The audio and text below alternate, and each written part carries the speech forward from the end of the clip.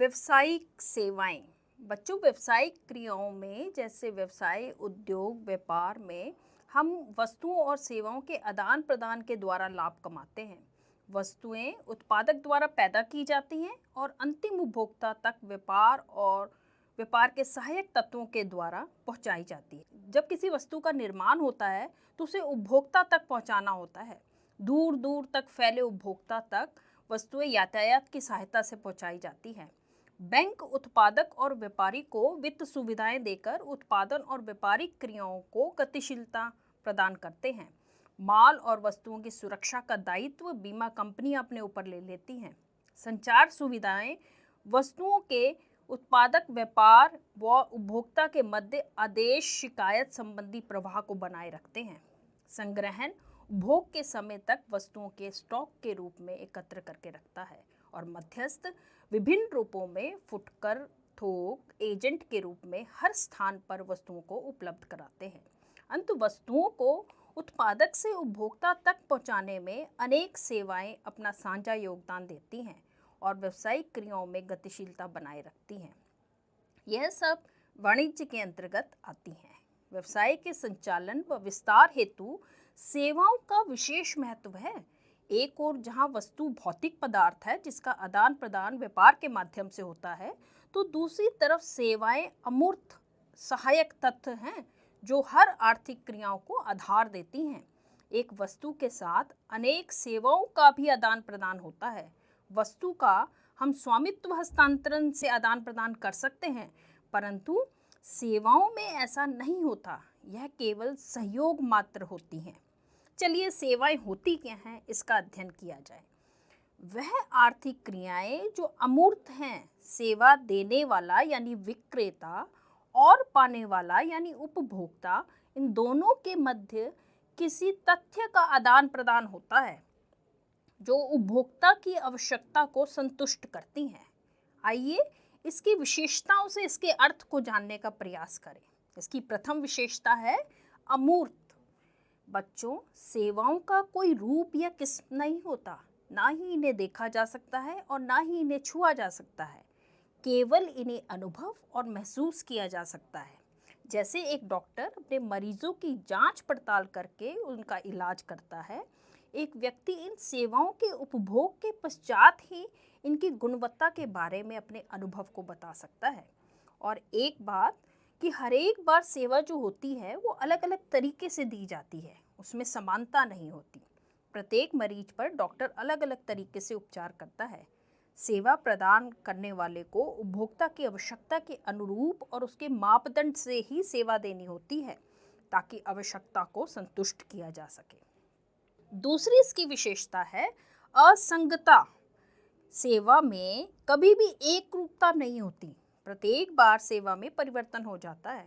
अलग अलग उपभोक्ताओं की अलग अलग मांग और संतुष्टि में अंतर होने के कारण सेवाएं प्रदान करने वाला सेवा देते समय अलग अलग प्रकार से सेवा प्रदान करता है। तीसरी विशेषता है अभिन्नता। सेवा में उत्पादन और उपयोग में समय अंतराल नहीं होता। उत्पादन व उसका प्रयोग साथ साथ होता है। एक व्यक्ति ने अपनी सेवा प्रदान की तो दूसरे ने उसी समय ग्रहण कर ली। सेवा देने वाला एक व्यक्ति विशेष भी हो सकता है और उसके स्थान पर कोई मशीन भी हो सकती है। जैसे बैंक में आप पैसा जमा करवाने जाएंगे तो क्लर्क की भी सेवा ले सकते हैं और एटीएम मशीन की भी। दोनों के द्वारा आपका पैसा जमा कराने की सेवा आपको दी जाएगी। सेवा में ग्राहक से संपर्क करना सबसे महत्वपूर्ण होता है। अगली विशेषता है इन्वेंट्री और स्टॉक संभव नहीं। सेवा पैदा होते ही प्रयोग कर ली जाती है, अर्थात ये शीघ्र नष्ट होने वाली प्रकृति की होती है। अतः इनका स्टॉक नहीं किया जा सकता और भविष्य के उपयोग के लिए ये उपलब्ध नहीं होती। सेवा से जुड़ी वस्तुओं को स्टॉक जो है संभव ही नहीं है, जो सेवा में सहायक होते हैं। जैसे उदाहरण के लिए सेवा से जुड़ी वस्तुओं का तो स्टॉक संभव है, लेकिन सेवा का स्टॉक संभव नहीं है। उदाहरण के तौर पर रेल सेवा में रेल का टिकट रेल यात्रा करते समय सुरक्षा प्रदान करेगा और ये सुरक्षित भी रखा जाएगा, परंतु रेलवे यानी रेल ने कब यात्रा देनी है, इसकी सेवा कब प्रदान करनी है, ये रेल विभाग पर निर्भर करेगा। संबद्धता। सेवाएं किसको दी जाती हैं?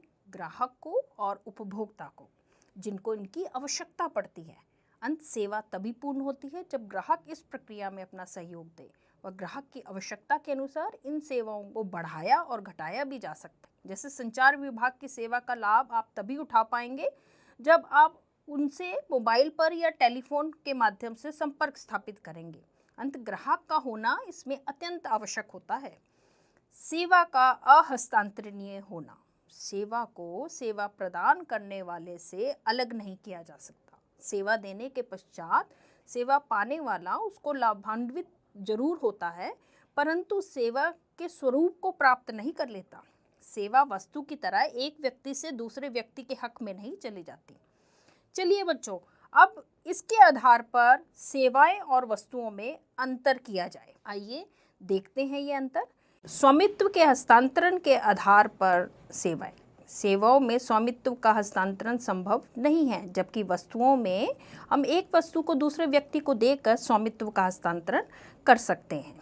मौजूदगी के आधार पर यदि अंतर देखा जाए तो सेवाओं में सेवा देने वाला और सेवा पाने वाला दोनों प्रत्यक्ष रूप में आमने सामने होने चाहिए, जबकि वस्तुओं में ऐसा आवश्यक नहीं है। ग्राहक अप्रत्यक्ष रूप से भी वस्तु को स्वीकार कर सकता है।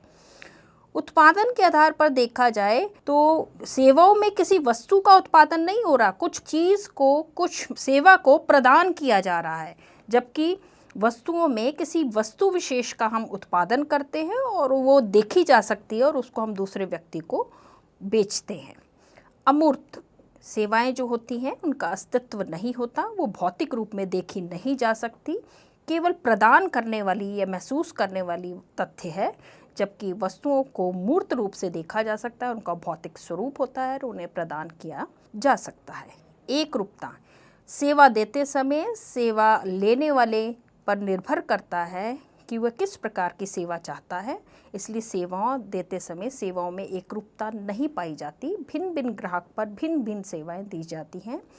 ऐसे ही वस्तुओं, अगर एक वस्तु हो और वो प्रमाणित हो, उसकी किस्म, रंग, रूप एक जैसा किया जा सकता है। उत्पादन व उपभोग के समय अंतर। सेवाओं में उत्पादन और उपभोग में अंतर नहीं होता, जैसे ही पैदा होती हैं उसका तुरंत उपभोग कर लिया जाता है, जबकि वस्तुओं में समय अंतराल रखा जा सकता है, उसे खरीद कर गोदाम में रख कर फिर भी बेचा जा सकता है। स्कंद के आधार पर यदि अंतर देखा जाए, सेवाओं का स्टॉक नहीं होता, जबकि उत्पाद का यानी वस्तुओं का स्टॉक होता है।